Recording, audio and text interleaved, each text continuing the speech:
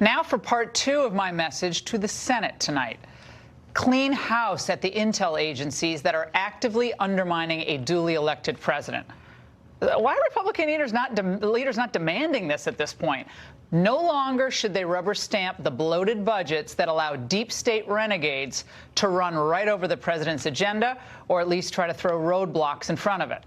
And for those who claim the deep state is some just an unhinged conspiracy, well, former intel leaders are out in the open now admitting it.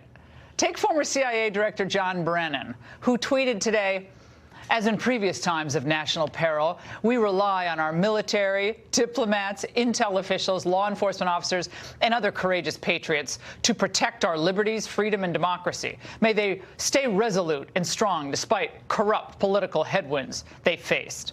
Joining me now, Chris Swecker, former assistant FBI director, and Tom Fitton, president of Judicial Watch. Tom, Brennan and his ilk, they're dropping their masks, aren't they now? Now it's kind of obvious. They're in charge. Well, you want to know what the motivation was for the illegal spying on President Trump. You see this in the unhinged tweets of people like Brennan.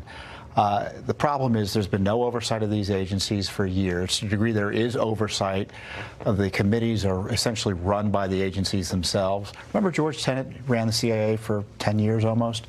He's a former staff director for the Senate.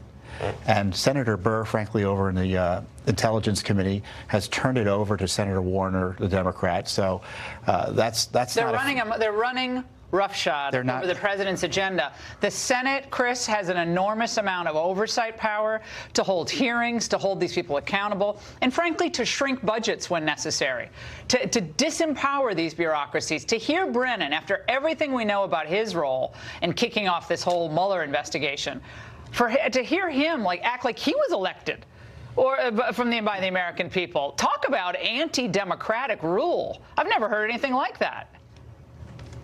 Yeah, I think, Laura, what we need at this point is a contemporary version of the Church Committee, which was established back in 1975 to address the intelligence abuses of the 50s, 60s, and 70s. And that actually led to some reforms at the time and the establishment of the Senate Select Committee on Intelligence. So that's right where it should lie. There's a lot to look at. If you just look at the official sources over the last 2.5 years, the Inspector General reports a culture of leaking in the FBI, a culture in the State Department of mishandling classified information, CIA targeting U.S. citizens without, violating their fundamental charter, and things like misuse of their powers, FISA, and those types of tools that have been entrusted to these agencies. And actually, I think some pretty serious violations of the Hatch Act. So all of that needs to be looked at.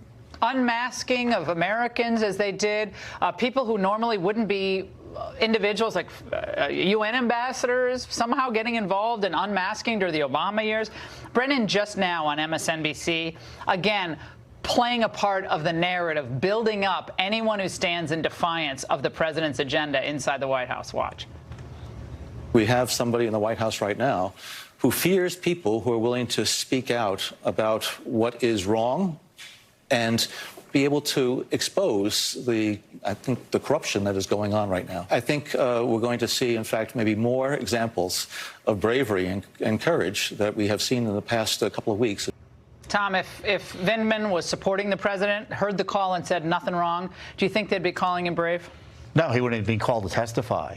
Look, you had a CIA official wrongly take classified information. It certainly looks like... Was given it by someone. Yeah, maybe wrongly given it. Certainly wrongly conveyed it to Congress. Schiff lied about it. You had this counterintelligence investigation, a spy operation targeting the candidate for the president of the United States and then the president of the United States. And you remember the intelligence community also includes the Justice Department and the FBI. So you had Peyton Place with Strzok and Page. That's the intelligence community these days, folks. Let's put the scroll up. 17 intel agencies. This is just the list, okay? Now, do you think there might be some bloat there? Do you think there might be a lack of accountability? Chris Swecker, again, we are supposed to act like they were duly elected representatives instead of people who are charged for working for whatever administration is elected, their priorities, their agenda, while obviously always trying to keep us safe. not run roughshod over our civil liberties. But that's what the role is supposed to be. But now they're kind of roving watchdogs or another branch of government. That's how Brennan's almost describing it. Yeah, it's really interesting to see what agencies are considered to be intelligence agencies: the Department of Interior, the Department of Agriculture, the Social Security Administration, some agencies that have nothing to do with intelligence. But really the five are the CIA, the FBI, the NSA, the ODNI, and the State Department. Those are the ones that really need to be looked at here, because that's where we've seen some real issues. And we need, that same committee, this new church committee, if you will, should be looking at the use of the whistleblower laws and tightening that up, because there are legitimate reasons to facilitate whistleblowing, but you can't use it as a political cudgel, as a political weapon, and that's what we're seeing here. A very clever use of the whistleblower laws and getting around and sort of lionizing some of these people who really have a political agenda. Fitton, you've been involved in a lot of the FOIA requests to get information Horowitz is looking at, Durham's clearly looking at. Do you expect we're going to learn a lot more about these deep state actors and their agenda to take down this president from Horowitz specifically?